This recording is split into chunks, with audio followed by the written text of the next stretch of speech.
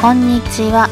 100円ショップで揃う材料で作れるクラフトのアイデアを紹介しているケロです。今日は最近興味がなくなったことの話。皆様、洋服は好きですか？ケロは20代、30代の頃は好きでしたが、40歳を過ぎたあたりから全く興味がなくなり、洋服も買わなくなったし、髪型も何でも良くなった。以前はファッション雑誌も毎月欠かさず購入して楽しみに見ていましたが、今は本当にどうでもよくなりました。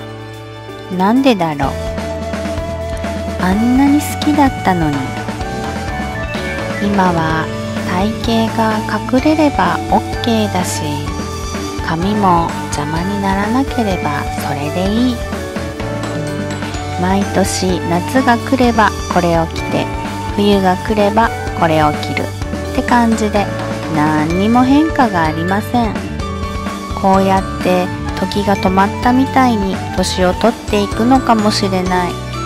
どうしようって思ったけど、ケロッとは今年もまた20代の頃に買った短パンを履こうとしてる。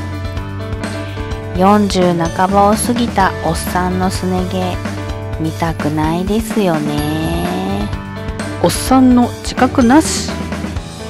人様のお目を汚さないように気をつけなければ。